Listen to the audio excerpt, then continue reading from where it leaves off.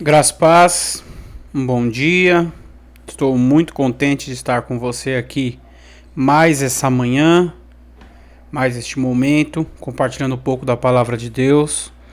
E como eu tinha dito na quarta, nós tivemos esse primeiro vídeo falando de João 8, dividindo ele em duas partes, do 31 ao 34, e agora nós vamos do 35 ao 38. Nós vamos ver o restante da mensagem. E se naquele começo nós tivemos conhecendo a verdade, agora nós vamos ter as consequências da verdade. As consequências que a verdade traz. Talvez os problemas que você tenha por causa da verdade. Mas são os problemas que nos mostram o quanto essa verdade ela é importante e o quanto ela é real. Porque se ela não fosse, ela não atrairia tanta atenção e problema como atrai. Então eu convido você a ler novamente comigo João 8, 31 a 38. Nós vamos ler o texto inteiro para que possamos nos lembrar bem de tudo que falamos. Certo? Convido você a estar abrindo sua Bíblia ou lendo através da tela. Leiamos então. Jesus, pois, dizia aos judeus que criam nele: se vós permanecerdes na minha palavra, verdadeiramente sereis meus discípulos, e conhecereis a verdade, e a verdade vos libertará. Responderam-lhe, somos descendência de Abraão, e nunca servimos a ninguém. Como dizes tu, sereis livres? Respondeu-lhe Jesus: em verdade vos digo, que todo aquele que comete pecado é servo do pecado. Ora, o servo não fica para sempre em casa, o filho fica para sempre. Se, pois, o filho vos libertar, verdadeiramente sereis livres. Bem sei que sois descendência de Abraão. Contudo, procurais matar-me, porque a minha palavra não entra em vós. Eu falo do que vi junto de meu pai, e vós fazei o que também viste junto de vosso pai. Então, como nós mencionamos no início, estamos passando agora para a segunda parte desse texto, do 35 até o 38. E é precioso, nós percebemos que no começo ali estávamos falando de o que a verdade ela faz, né? Conhecendo a verdade, o que a verdade ela vai fazer na sua vida, o que ela vai fazer com você, o que a verdade garante na sua vida, o que a verdade garante para você. É interessante que nós notamos que a verdade ali, ela trouxe uma transformação à vida daqueles que creram e traz até hoje uma transformação para todos aqueles que creem. Muito embora essa verdade ela venha junto de um discipulado. E é isso que nós percebemos quando nós olhamos para aquele texto. Já nesse texto nós vemos que esse discipulado ele cobra um preço e ele tem um problema, né, que o torna a mensagem tão realista. É interessante nós percebemos isso, porque se fosse algo inexistente, algo que não fosse necessário, talvez não tivesse a atenção que recebe. Então convido você a olhar o verso 35 comigo. Vamos dar uma analisada mais profundamente, versículo a versículo, como nós sempre fazemos. Então eu convido você a estar olhando para o verso 35 agora. E é interessante que ele começa o verso 35 dizendo o seguinte: o servo não permanece na casa, mas o filho permanece. Então, quando nós olhamos para essa afirmação, Jesus quer dizer algumas coisas com ela. A primeira e mais importante é o seguinte: quando você, deixa de ser servo do pecado, você passa a ser filho de Deus. Logo, aquela verdade que causou uma transformação e trouxe um discipulado, ela não só liberta você da servidão, como nós dissemos no verso 34 na meditação passada, que o pior senhor que eles teriam, que eles servem ali, era o pecado, então ele tira você dessa condição de servo e leva você para a condição de filho. É interessante que ele faz justamente essa analogia para deixar claro que a partir do momento que você é transformado em filho de Deus, a partir do momento que seu coração está regenerado, a partir do momento que você começa o seu discipulado com Jesus Cristo, é impossível que você perca essa condição de filho. Quando nós entendemos qual é o milagre da salvação, caem por terra todas as teorias sobre a perca dela. O que é o milagre da salvação? Quando Deus ele pega um coração mal, corrupto, e regenera este mesmo coração em um coração puro. Então, você passa de servo e escravo do pecado para filho de Deus. Logo, eu te faço uma pergunta. É possível que um filho deixe de ser filho? Não, não é. Então, quando Hebreus diz que não se exponha Jesus ao vitupério mais de uma vez, porque é impossível que isso aconteça, então ali está deixando claro que é impossível que a salvação seja perdida uma vez que você a tenha.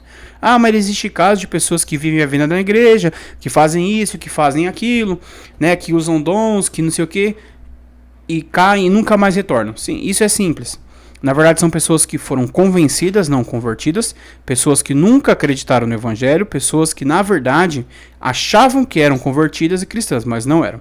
A carta de 1 Coríntios, ela por inteiro, ela se dá sobre o apóstolo Paulo, demonstrando que pessoas com uma vida que não estão diretamente ligadas com Deus, uma vida que não está na direção que Deus coloca, um coração diferente do que o coração de Deus, usam os dons espirituais a bel prazer.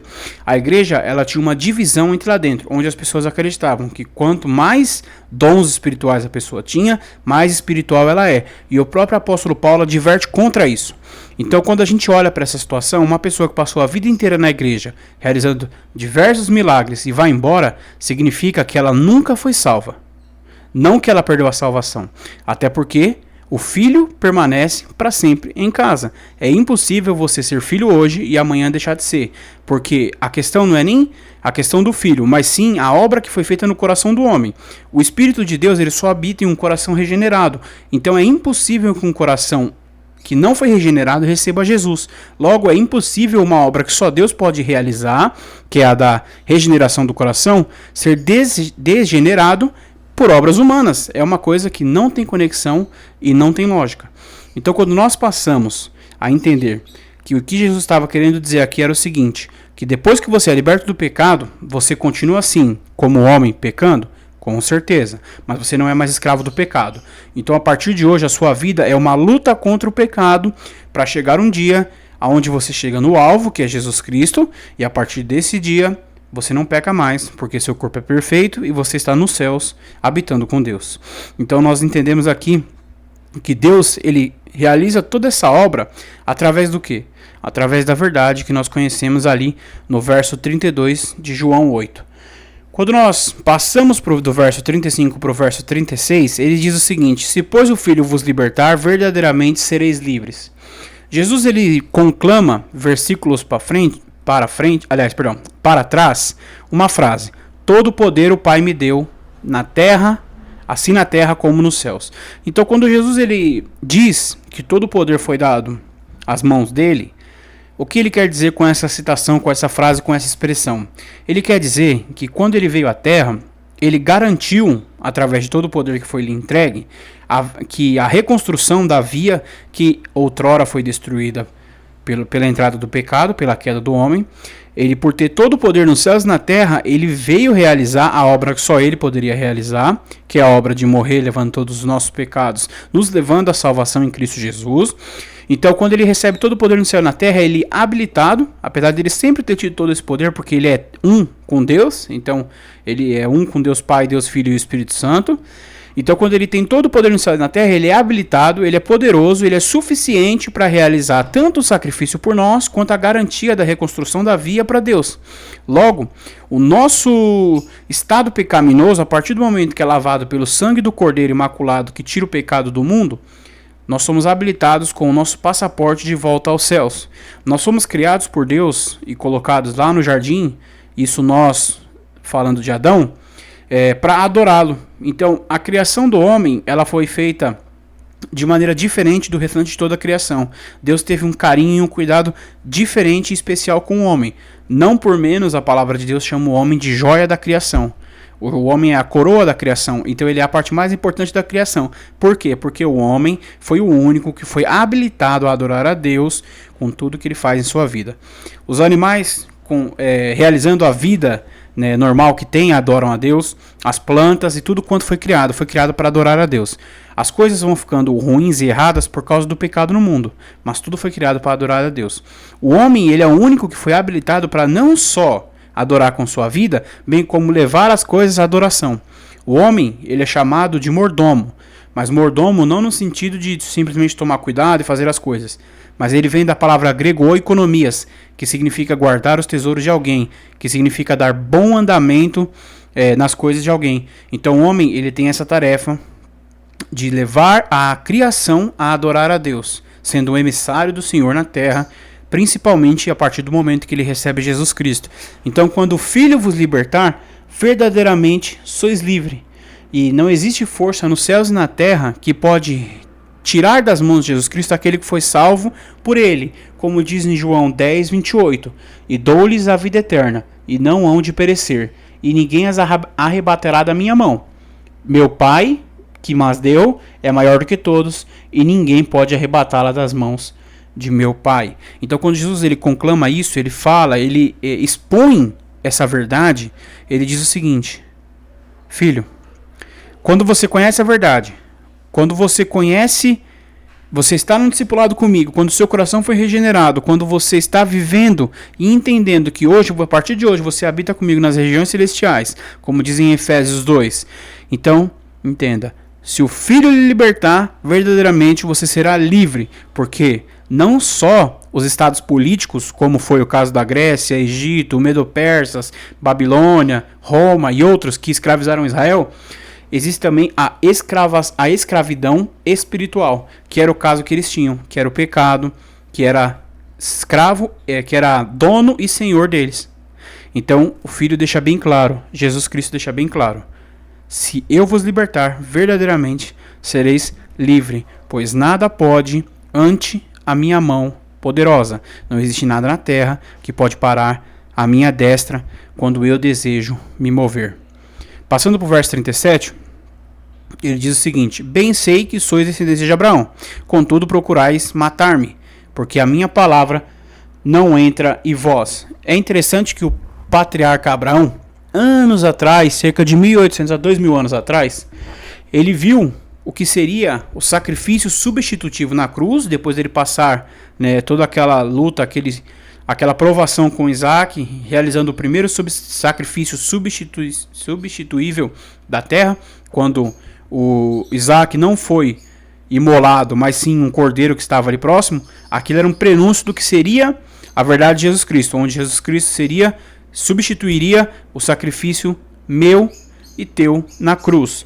Então, quando nós olhamos para esse momento singular, nós entendemos que Abraão, e o próprio livro de Hebreus diz isso, ele viu esse momento porque ele viu o dia de Cristo, ele viu o dia do Messias e ele ficou alegre, ele ficou feliz, porque Deus já havia prometido que através de Abraão todas as nações da terra seriam abençoadas. Mas Abraão, ele era só um homem, ele não tinha poder para nada. Contudo, dentro da geração de Abraão, nós temos um homem que era capaz.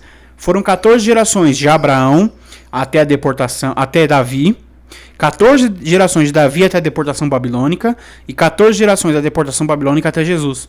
Então nós temos, dentro da genealogia de Abraão, nós temos Davi, que foi o rei modelo, nós temos Jesus, que foi o nosso Salvador e Rei dos céus e da terra. Então Abraão, quando ele olhava para essa história, quando ele olhava para esse dia, ele muito se regozijava e ficava feliz, porque ele sabia que mais à frente viria aquele que livraria todo o seu povo e redimiria todo o seu povo do pecado e do problema. Infelizmente, esses homens que estavam ali, eles diziam: somos filhos de Abraão, somos filhos de Moisés, somos não sei o que lá. Só que nenhum desses homens falavam isso com uma real certeza ou com convicção. Por quê? aqueles homens, por mais que eles pudessem realmente ser da descendência de Abraão, visto que Israel começou em Abraão, sendo Israel Jacó, neto de Abraão, esses homens não tinham nem as mesmas obras, nem o mesmo porte que Abraão teve perante Deus. Então é impossível um homem dizer que espiritualmente ele era filho de Abraão, quando ele fazia justamente o contrário do que Abraão havia feito. Então esses homens dizem: somos filhos de Abraão, somos descendentes de Abraão. E Jesus diz: eu sei que vocês são descendentes de Abraão. Porém, é intrigante nós notarmos que mesmo vocês sendo descendência de Abraão, vocês procuram me matar. Porque diferente de Abraão, que era um homem de fé, um homem que viveu por Deus, vocês são pessoas que não conhecem e não vivem por Deus. Vocês vivem por aquilo que vocês acreditam. Vocês aceitam o que os fariseus, a elite religiosa da época, lhes entregou, aqueles fardos pesadíssimos, aquela coisa terrível toda que ele entregou, e vocês o aceitam de bom grado. Vocês não questionam, vocês não buscam a minha palavra, vocês são robôs que seguem o seu caminho sem questionar se Deus se agrada daquilo ou não. Diferente do que foi Abraão, que viveu um relacionamento com Deus, e não simplesmente um relacionamento religioso, mas um relacionamento íntimo com a pessoa de Deus. Então, quando Abraão viu o dia de Cristo, Abraão se regozijou. E esses homens, quando viram o próprio Cristo, se entristeceram, tentaram matá-lo, porque Jesus abalava o que eles acreditavam. E para eles, mais importante era simplesmente o que eles estavam vivendo, a realidade cultural da época, do que o cumprimento real das promessas. Eles estavam cegos e não conseguiam enxergar nada.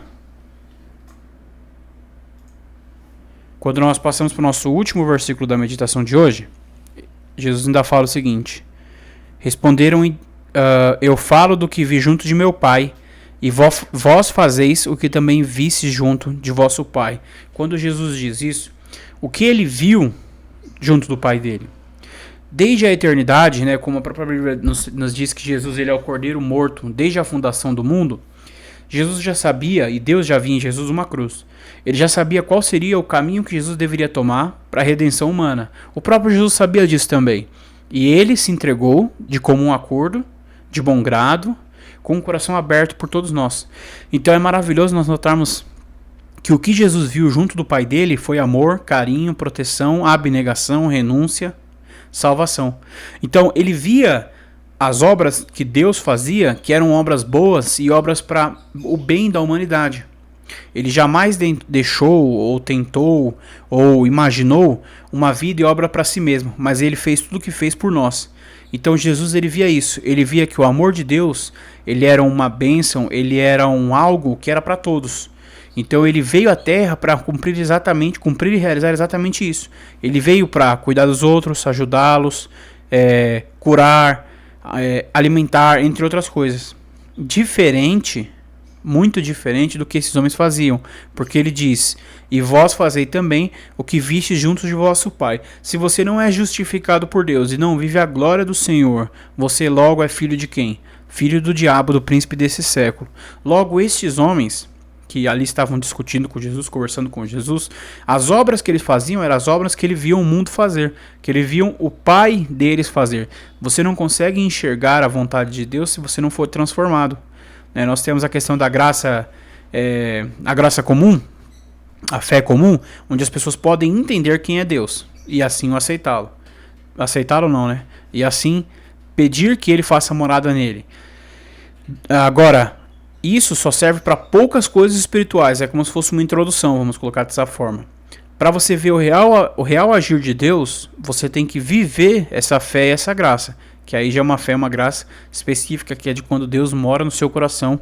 E você, através do Espírito Santo, tem discernimento para entender as coisas espirituais.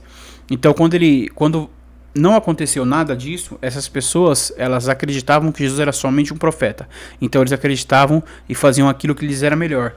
E qual era o costume de Israel com todos os profetas? Matar, apedrejar e fugir de suas revelações, condenações e outros.